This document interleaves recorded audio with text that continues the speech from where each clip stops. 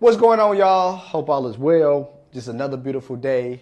Not in Jacksonville, but here in the middle of the Atlantic Ocean on this cruise. And just wanted to kind of share some knowledge with you guys. Just want to get some information, man, and kind of walk you through what I just went through at my family reunion, man. It's awesome.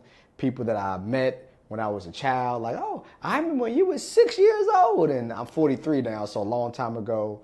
A lot of history about my family. Like, I didn't know this, but my family actually built the first all black African American school in North Carolina. Like, I mean, think about that. You know what I'm saying? Like, just crazy. Like, my family had something to do with doing a all grade school in the first of its kind in the state of North Carolina. So it's a lot of history. And then on the flip side, you take it a step further. We are here on this Norwegian cruise line. Great, by the way. Like, I've done Carnival, when I was younger in my years, we did Royal Caribbean, but like so far, Norwegian just kind of, is the best. Now, everybody says Virgin Atlantic is a good cruise too, so we'll just kind of see. We got the suite. Wifey was like, gotta get the penthouse, so got the suite. So definitely, even though we're on the cruise, we're definitely not confined. So that's actually cool as well. However, also you see the power of wealth, and I'm gonna get to it because actually, we had our banquet yesterday, and our banquet, like, my family actually wanted me to be the keynote speaker, which is pretty cool, right? Like, so we have a banquet. We kind of talk about history. We give people awards for graduating high school, graduating college, things of that nature. And then they actually wanted me to be a keynote speaker because of, things I do from a YouTube standpoint, of course, my Instagram, all the financial literacy stuff I did. So I did a keynote speech. But before we even get to the keynote speech, Norwegian. And we sailed yesterday into Nassau in the Bahamas, and, Nassau's Nassau. Like, of course, the Bohemian government gets some money, but all that's driven by, of course, the cruise ships, the port, all the beaches. It was crazy because, like, once you get off the ship, they have their beach. And, like, that beach is basically the Norwegian beach. Right? Like, that's their beach. And then you drive another mile and a half in town, and then it's like the own kind of, like, private Bohemian beach. So we made it a point not to go to the beach that was Norwegian, with like their food, their vendors, all that type of stuff. We went far down, like 3 or 4 miles down, to support the local people. Had local food. The jerk chicken was amazing, one of the best jerk chicken I ever had.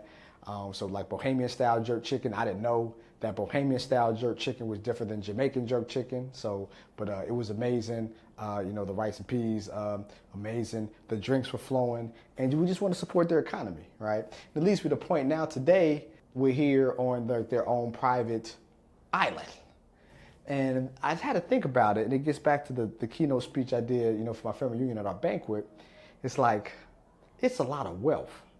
And for us, building the first all-black school in North Carolina, back in the late 1800s, to now today, what does my family have to show for it? Like, you have institutions like Harvard, Yale, that have billion-dollar endowments. Of course, I'm on the financial board at Tennessee State. We have our endowment, and it's large compared to other HBCUs, but it's nowhere near Harvard's, MIT's, Wharton School of Business, and some of those institutions that has been around as long as our family and the school that we created, in the late 1800s to today.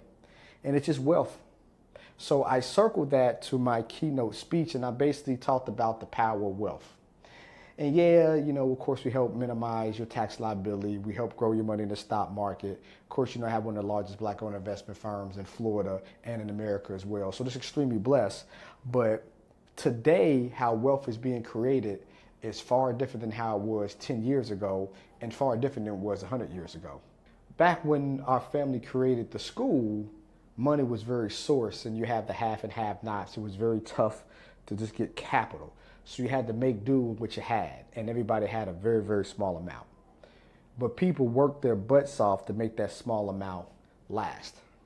Today it's a complete opposite. Like today, because of cryptocurrency, Bitcoin, Ethereum, and XRP specifically, we have the opportunity to build generational wealth that we have never thought was possible.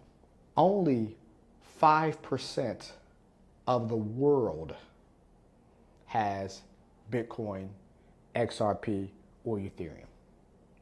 So when people say that they are late to the game because they didn't buy Bitcoin when it was at $1 or at $100 or at 1,000 or 5,000, or heck, a year ago when it dropped all the way down to 19,000, they are so behind the curve in their thinking.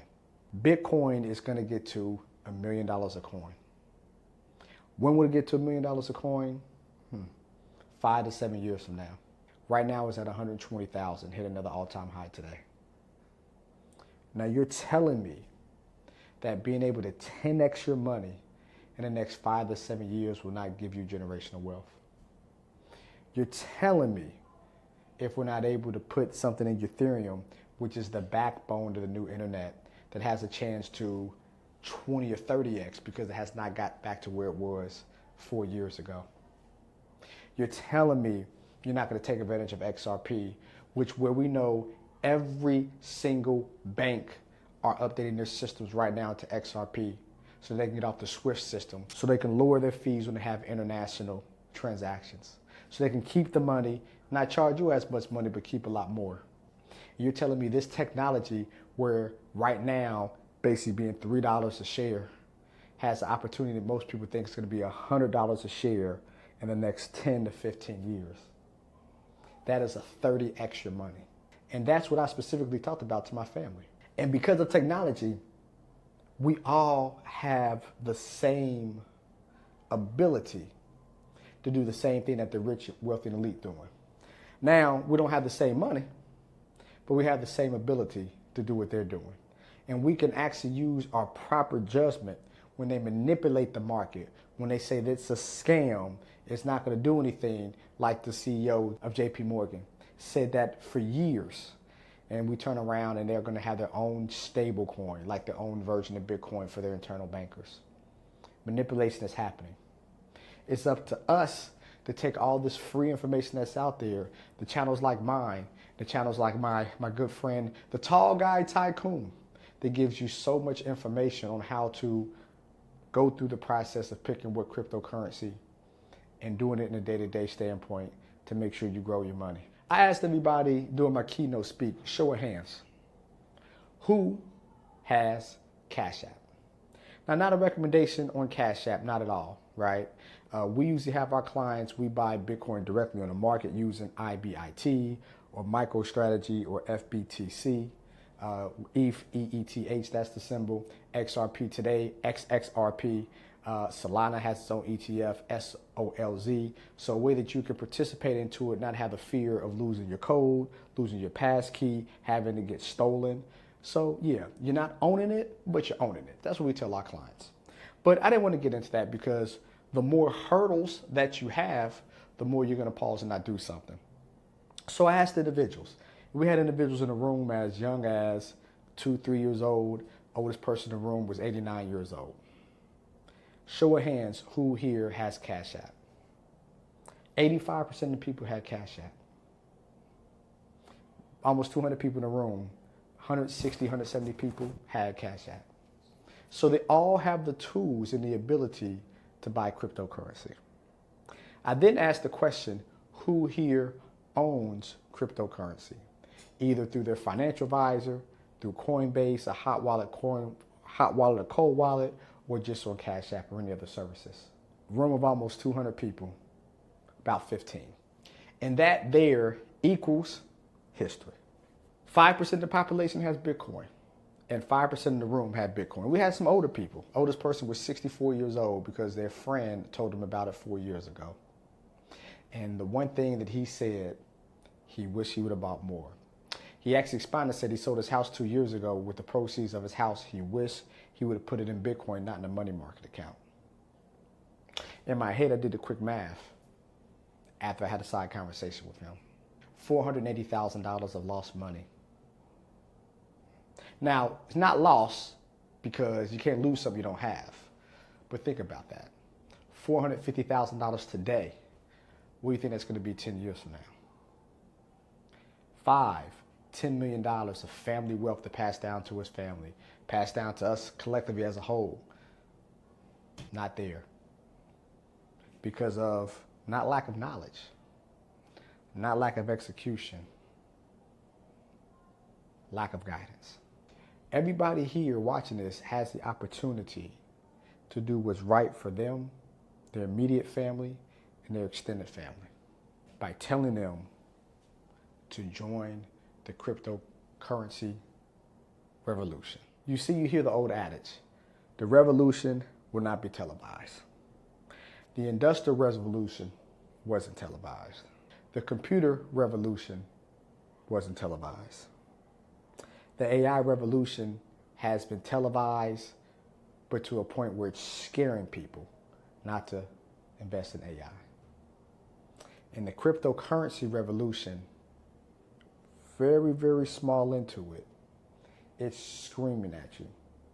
But because of manipulation, because of the haves, not the have-nots, wanting you not to participate in it now, but to participate 3-4 years from now when they're able to charge what they want, have you go through them and charge you a fee for it. Then they're going to televise it. Again, Jamie Dimon, CEO of JP Morgan, for years railed against Bitcoin. It was a scam. You're going to lose your money. I wouldn't trust it. I wouldn't put a dime into it. At the same time, he's hiring blockchain specialists. They can build their own blockchain through Bitcoin. At the same time, they're buying Bitcoin off ledger, meaning they're buying it through third parties where you don't know it's through Bank of America. Ain't that something? Telling you one thing and doing another. Are they looking after your best interest?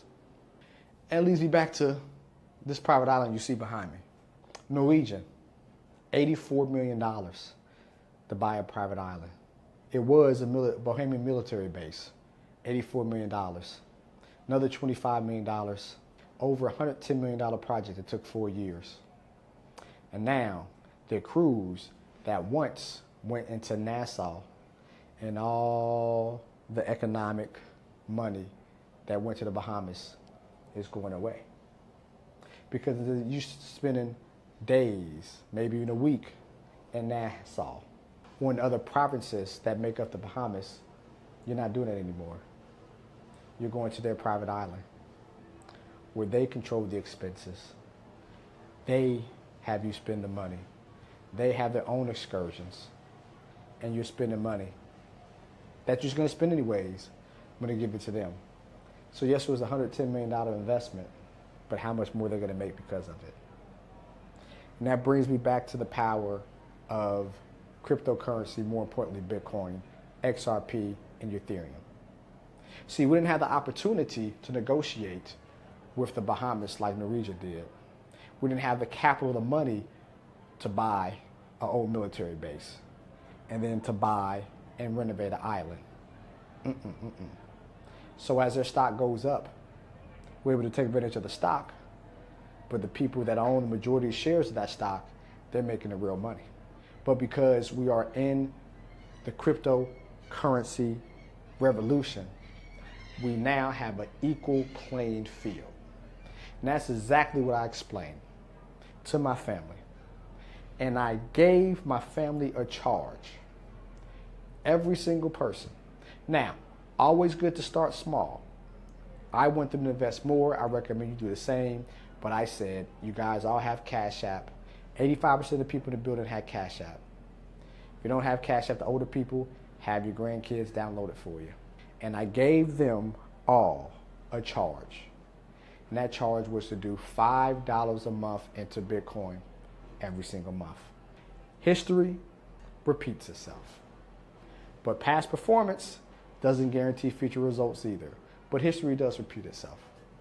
Doing that money, 5 years from now, everybody in that room doing just $5 a month, just $5, that would have given us, our family, $382,000 of wealth. 190 people in the room, $5 a month into Bitcoin, every single person. Almost $400,000 of wealth.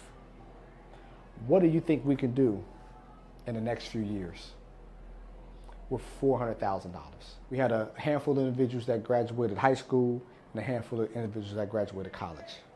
Wouldn't it be great from a family wealth standpoint if we can give them 6 months, a year's worth of a wage to get them on their feet so they can truly find out what they want to do? Would have been great for the high school graduates if they're going to college to be able to set up a family foundation. Now it's tax-free money that passes to them, and they can use that for their first year of college, or they can use that for room, books, or we can have stipulations. You get this money if you maintain a 3.0 or a 3.5, or if you do X, Y, Z. Now we are incentivizing our family while also giving them the revenue that they need to be in a better position. This is the power of cryptocurrency.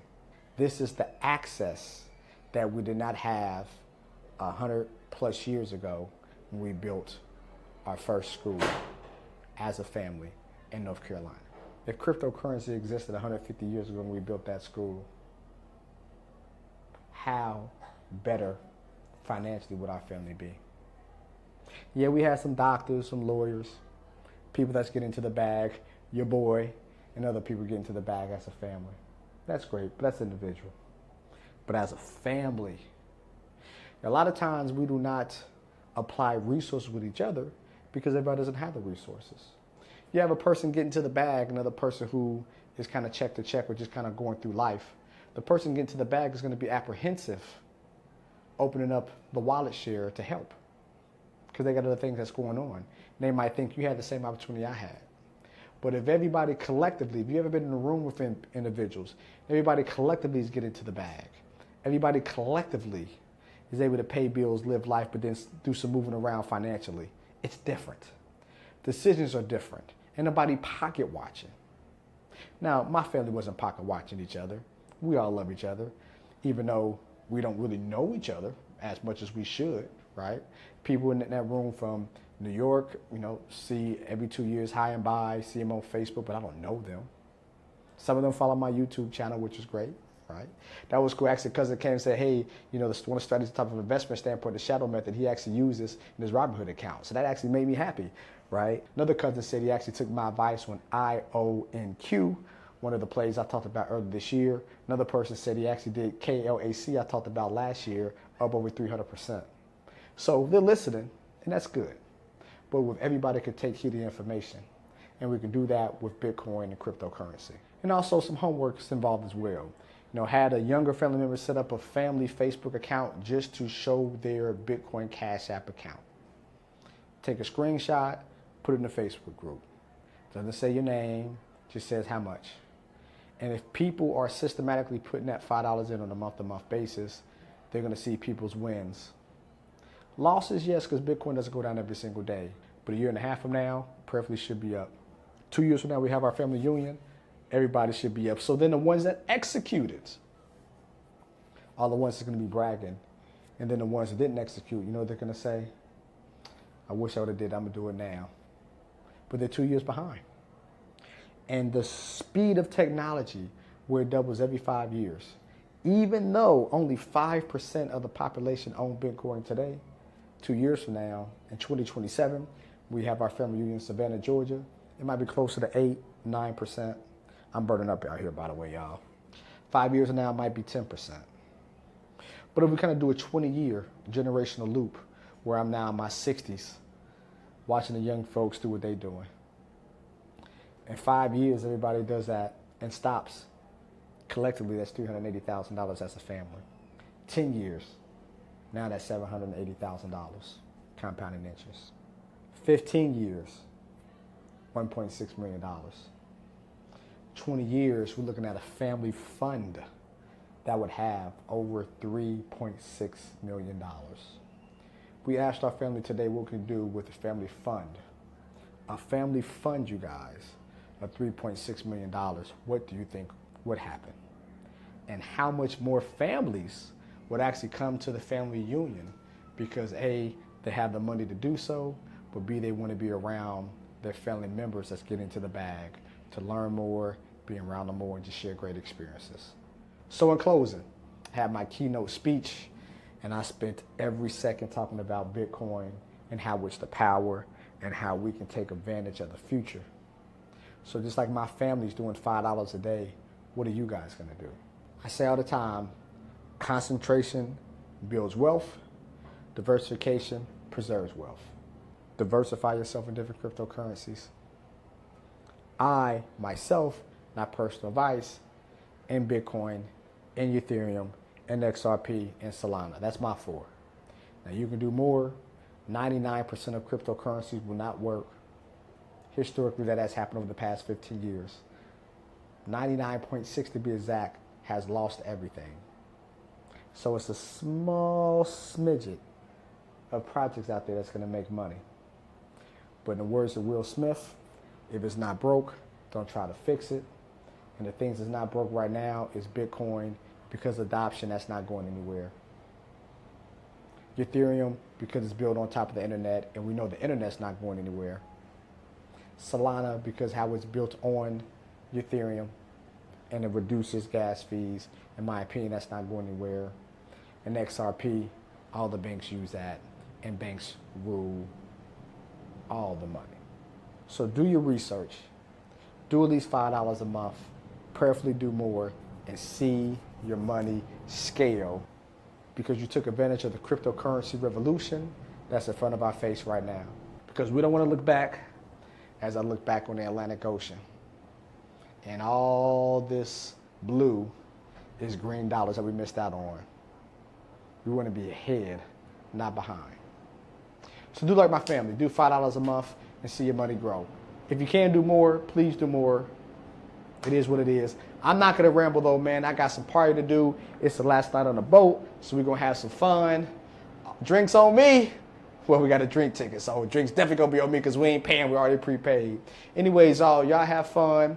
Stay in touch with your family and go to family reunions, man. You learn so much about your extended family, about your family history. It makes you feel good just about being a family member of a family and also being as well, right? So as always, love is love. Let's make some painful or painless profits together, y'all. Peace.